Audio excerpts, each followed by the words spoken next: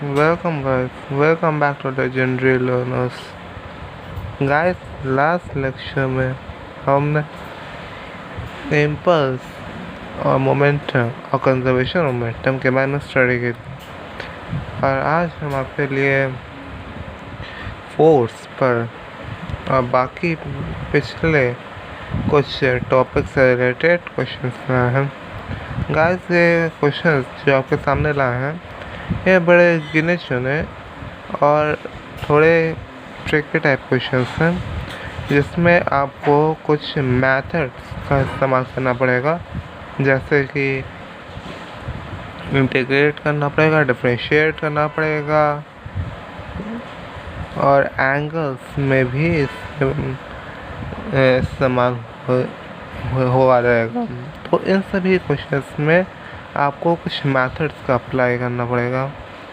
तो उसी से रिलेटेड ये कुछ गिने चुने क्वेश्चंस हैं। तो इन्हीं क्वेश्चंस को आपको समझाते हुए हम आपको उन मेथड्स के बारे में बताएंगे जो आपको आगे काम आएंगे। लेकिन क्वेश्चंस पे बढ़ने से पहले, इन्हें देखने से पहले मैं चाहूँगा कि आप प्लीज़ बेल बटन को प्रेस करें, चैनल को सब्सक्राइब करें और वीडियो को शेयर करें। तो चलिए देखते हैं पहला क्वेश्चन क्या कह रहा है। पहला क्वेश्चन कहता है a body of mass m moves along x axis such that its position coordinates at any instant t is x equal to at power 4 minus bt cube plus ct। यहाँ पे कोई बॉडी मूव कर रही है m मास की, जिसके coordinate हैं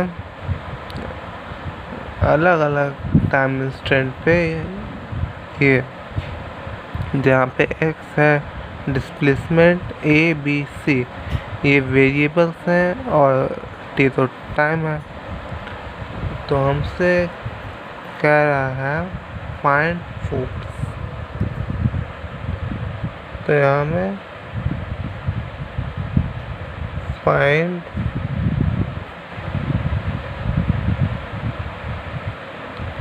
force, हमें यहाँ पे फोर्स के बारे में फोर्स निकालना है। तो ऐसे क्वेश्चंस के लिए स्पेशली जिसमें ऐसे कोऑर्डिनेट्स दे रहे हैं, उसके लिए हम एक मेथड का इस्तेमाल करते हैं। वो मेथड आपको समझाता हूँ। तो इस मेथड में हम क्या करते हैं, यहाँ पे S, V और A का इस्तेमाल है। जब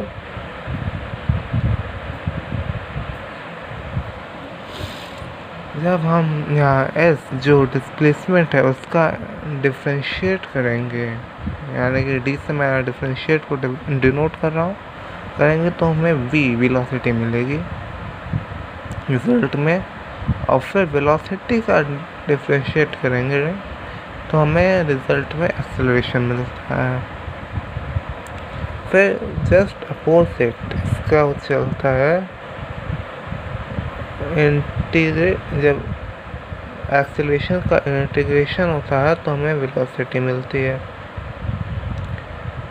फिर इसका वेलोसिटी का इंटीग्रेट करेंगे तो हमें डिस्प्लेसमेंट मिलती है। तो यही मेथड हम यहाँ इस्तेमाल करेंगे। हमें यहाँ पे फोर्स निकालना है, मास m है तो F इक्वल टू ma चाहिए हमें। ये हमारे पास है नहीं, तो हम डिस्प्लेसमेंट से एक्सेलरेशन तक जाएंगे, उसे डिफरेंशिएट करेंगे। पहले हम S को डिफरेंशिएट करके वेलोसिटी निकालेंगे, फिर जो वेलोसिटी आएगी उसको फिर से एक बार डिफरेंशिएट करके एक्सेलरेशन निकालेंगे।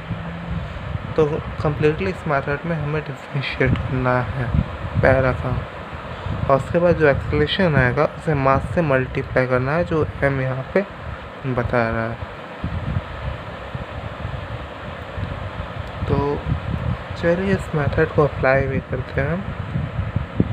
तो स्टेप 1 है, first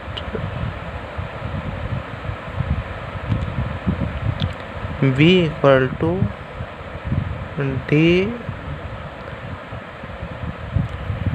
dx by dt। x यहाँ पे जो डिस्प्लेसमेंट दिया वो x यहाँ पे मैंने रखा है। इसका रिजल्ट v इक्वल टू हम क्या मिलेगा वो भी आप लोग देखें। तो 4a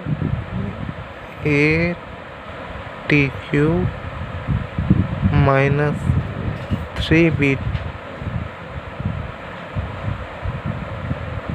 स्क्वायर प्लस c।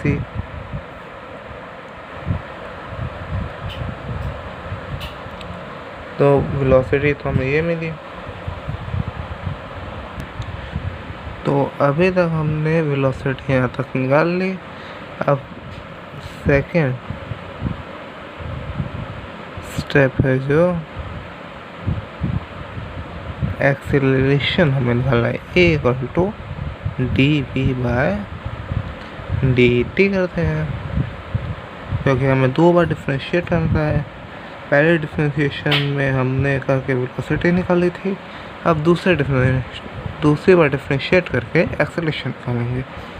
तो यहाँ पे जो आएगा हमारे पास a equal to 12 a t square minus 6 bt। तो एक्सेलरेशन हमें यहाँ मिली, ये मिल गया। अब हमें ज़्यादा कुछ करना नहीं है। हमारा लास्ट और थर्ड स्टेप हो जाएगा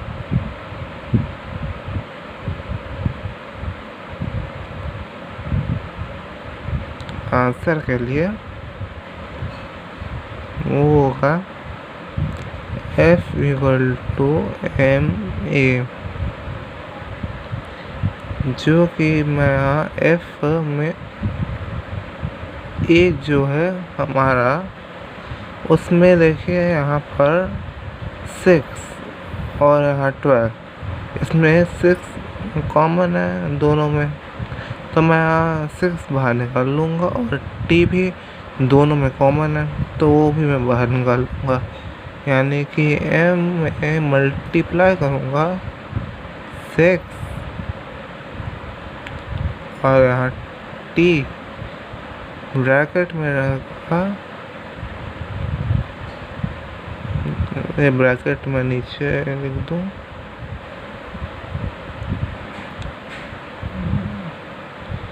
ब्रैकेट में नीचे रख रहा हूँ 6at माइनस b। तो आंसर हमारा कुछ इस तरीके से निकला है।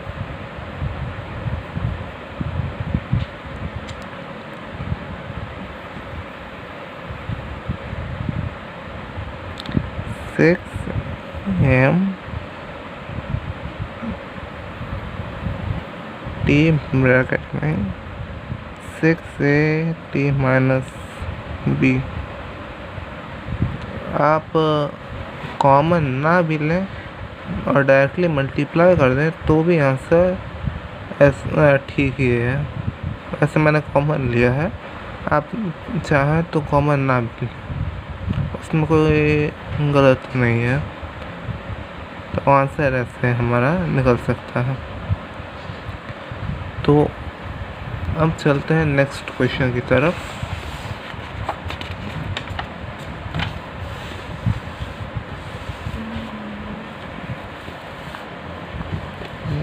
नेक्स्ट क्वेश्चन हमारा ये है जिसमें क्या कह रहा है, force is F/2 Newton and 6/2 Newton are acting on a body of 1000 kg at an angle of 60 degree to each other. Find acceleration. तो इस क्वेश्चन के लिए, ऐसे क्वेश्चंस के लिए मैंने आपको अपने पहले वीडियो में एक इक्वेशन बताई थी कि रिजल्टेंट फोर्स, हम किसी भी दो फोर्सेस का जो किसी एंगल पे हों, एक्ट करें, उनको कैसे निकालें। तो वही यहाँ दोबारा आपको बताता हूँ। तो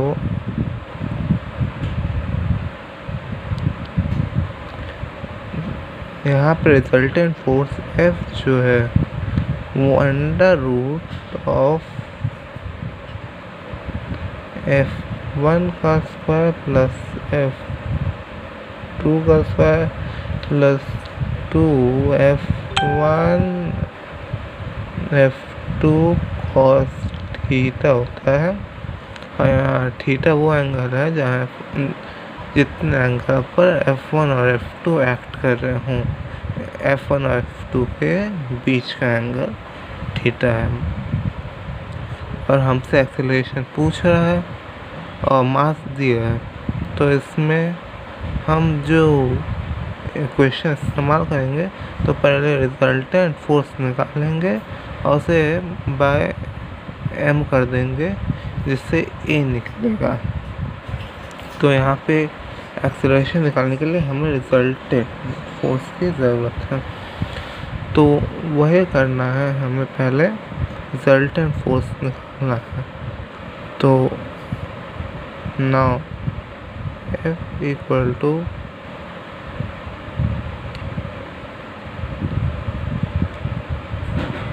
under root of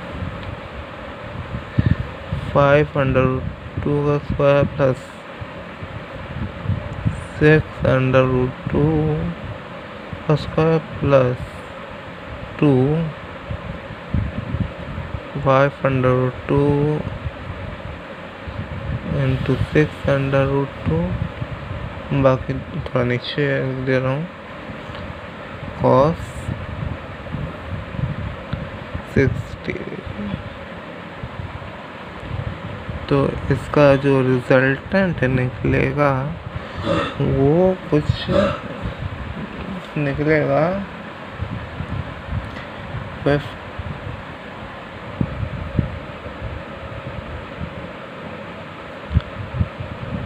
under root 50 plus 72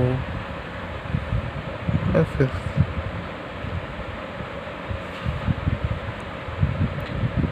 और F यहाँ से निकल गया हमारा अंडर रूट 182, जिसकी वैल्यू लगभग 13.5 के आसपास है। अप्रॉक्स वैल्यू 13.5 न्यूटन है।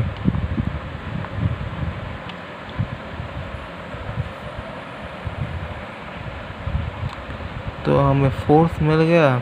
अब एक्सेलरेशन के लिए F/m करेंगे। तो अगला एक्सेलरेशन पूछा तो a,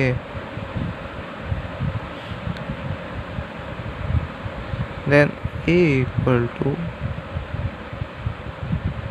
F/m, यानी कि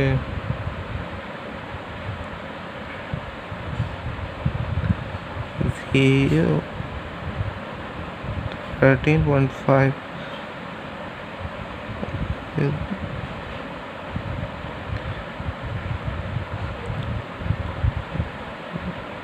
0 equal to 0.013 मीटर पर सेकेंड का स्क्वायर।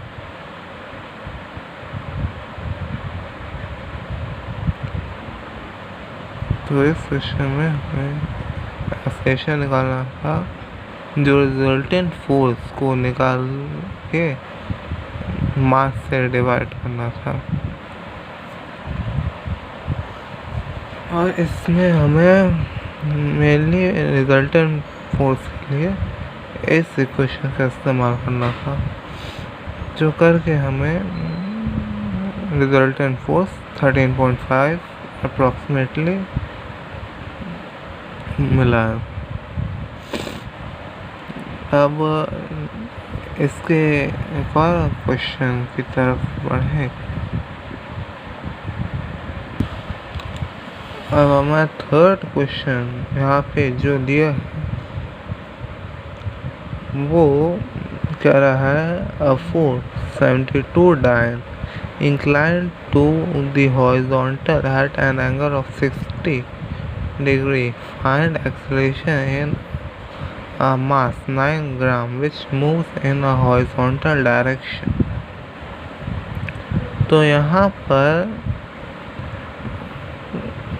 जो अब सबसे पहले देख रहे हैं 72 डायन CGS यूनिट होती है फोर्स की।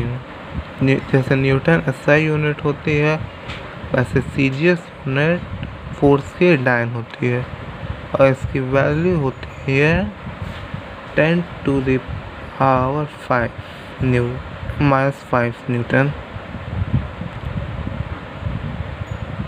1 न्यूटन 10 to power 5 डायन होता है, और 1 डायन 10 to power -5 न्यूटन होते हैं।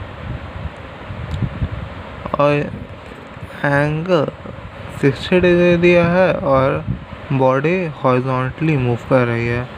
तो इसमें आपको एक बात का हमेशा ध्यान रखना है, जब भी हॉरिजॉन्टल की बात की जाए तो वहाँ हम इस्तेमाल करें कॉस, और जब वर्टिकल की बात की जाती है तो हम इस्तेमाल करते हैं साइन।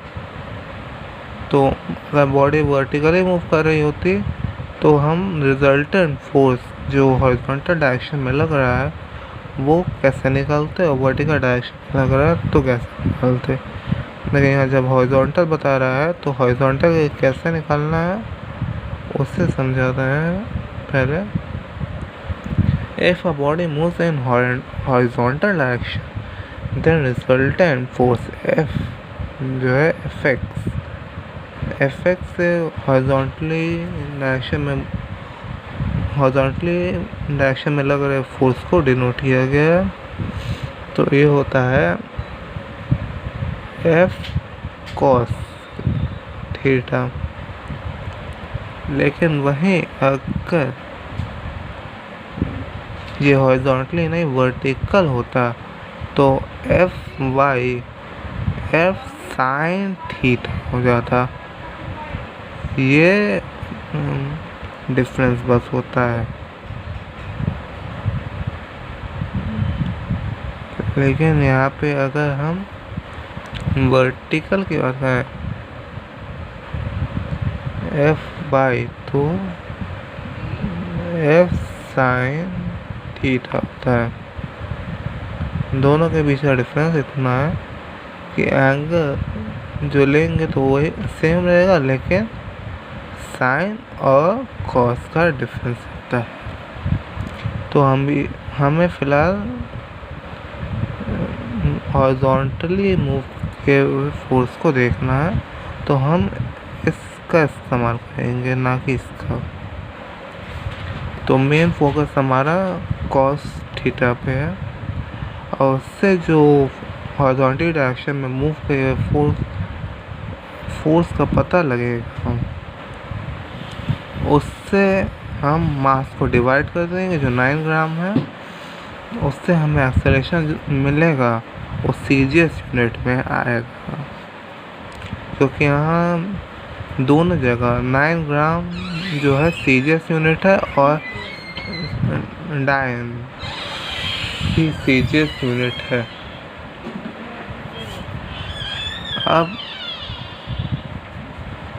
इतना तो आपको पता लग गया कि साइन थीटा कहाँ इस्तेमाल करना है और कॉस थीटा कहाँ इस्तेमाल करना है। तो चलिए आंसर निकालें। तो एफ एक्स इक्वल टू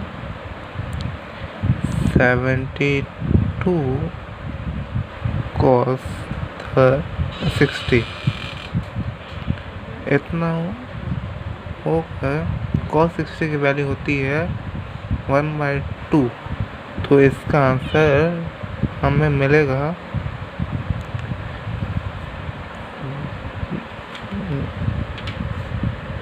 36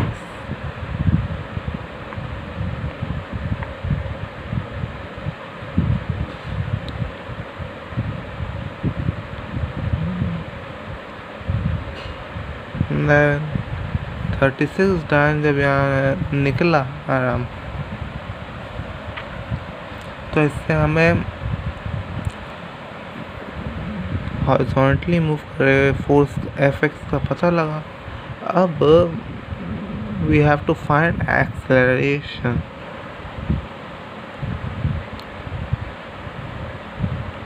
अब बॉडी हॉरिजॉन्टली मूव कर रही है, देन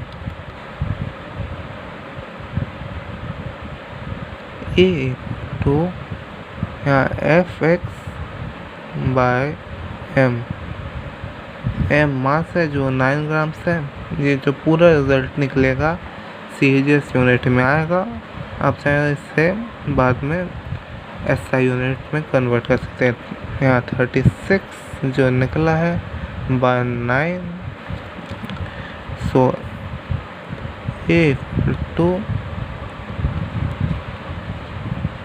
4 सेंटीमीटर पर सेकेंड का स्क्वायर। तो यहाँ पे हमारा जो निकला रिजल्ट वो सीजीएस यूनिट में आया है। आप चाहे बाद में से एसआई यूनिट में कन्वर्ट कर लें।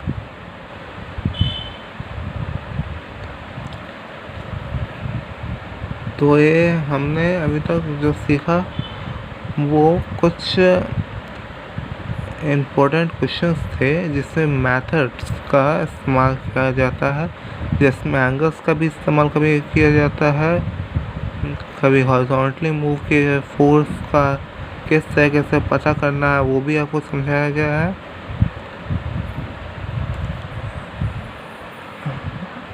अभी अगर यही फोर्स वर्टिकल मूव कर रहा, वर्टिकल फोर्स का पता करना है, तो उससे अगर एक बार पता करके बताएं तो आपको इस तरीके से कुछ रिजल्ट मिलेगा।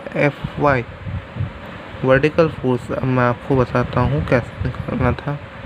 यहाँ 72 तो वैसे ही कैसे रहेगा, यहाँ साइन 60 हो जाएगा।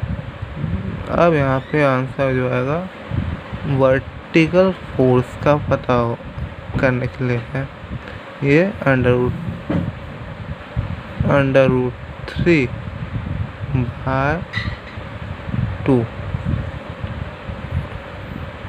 तो 2 से तो 72 कटता है, तो 36/√3 डाइन।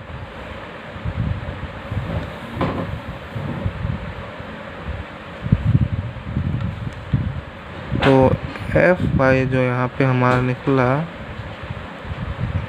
36/√3 डाइन निकला। तो यहाँ पे अब आपको वर्टिकल फोर्स भी पता करके बता दिया गया है और ऊपर आपको 36 जो आया था हॉरिजॉन्टली फोर्स भी बताया गया है।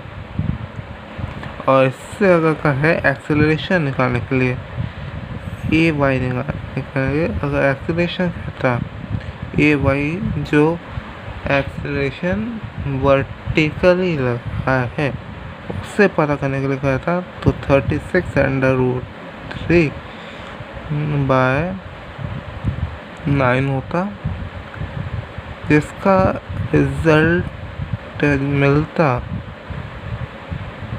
वो ए वाई इक्वल टू 4 होता सेंटीमीटर पर सेकंड का स्क्वायर। तो यहाँ पे 4√3 था, लेकिन वर्टिकल फोर्स जो वर्टिकल एक्सेलरेशन जो निकला है AX वो 4 आया है केवल, और वर्टिकल लगने वाला आया है 4√3। तो इसमें हमने आपको दोनों बताया है, वर्टिकल फोर्स कितना लगेगा, वर्टिकल एक्सेलरेशन कितना लगेगा, हॉरिजॉन्टल एक्सेलरेशन कितना है और हॉरिजॉन्टल फोर्स कितना है। अब लास्ट हम एक चीज़ आपको और बताते हैं, वो भी आपके लिए काफ़ी इम्पोर्टेंट है। ये जो लास्ट है एक छोटी सी नोट की तरह, आप इसे प्लीज़ ध्यान से देखिए। इसमें हम जानेंगे how to calculate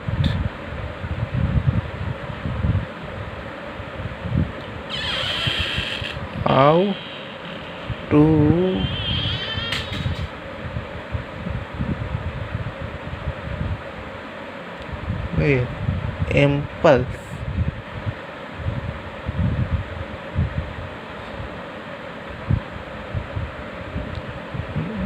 by graphical method।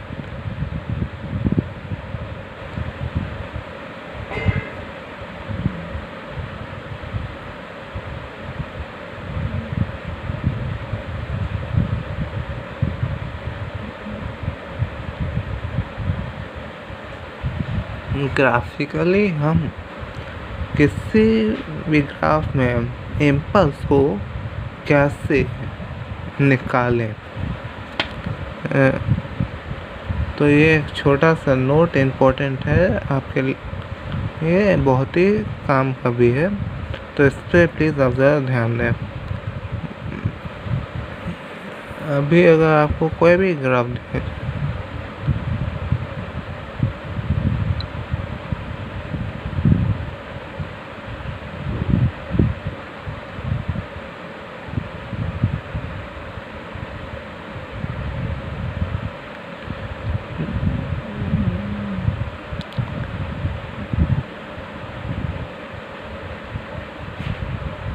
तो यहाँ पे फोर्स का, ये टाइम का है, और अगर कोई भी ग्राफ है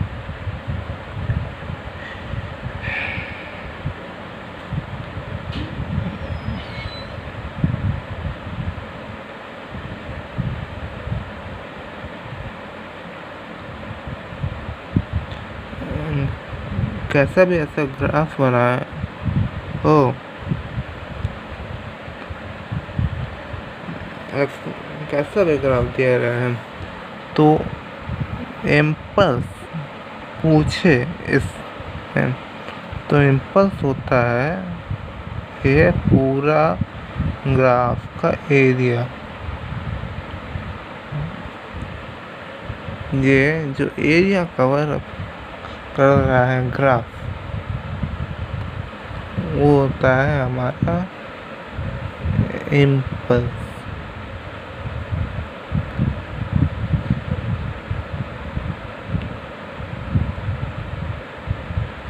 तो आप ऐसे यहाँ लिख सकते हैं नीचे, the area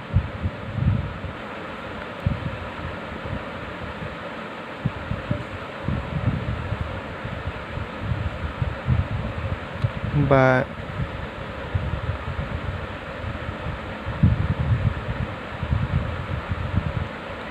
is equal to impulse। तो कोई भी कैसा भी ग्राफ हो, उसके अंदर का जो एरिया कवर अप किया है वो इम्पल्स के इक्वल होता है।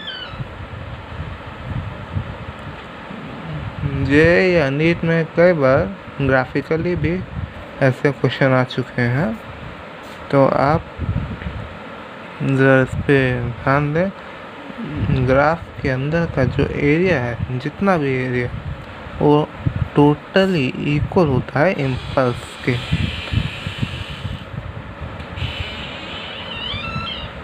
तो इससे आप याद रखें।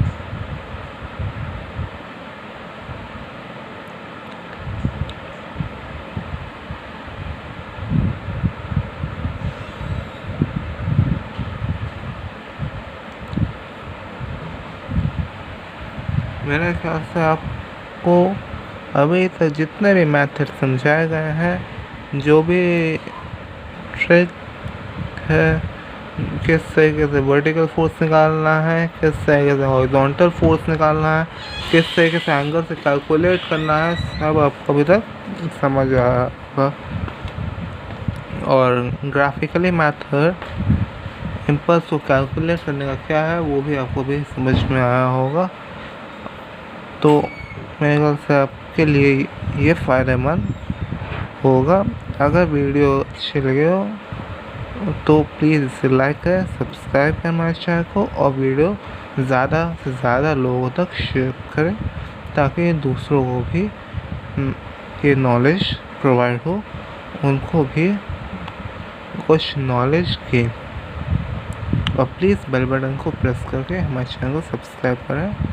Thank you for watching this video.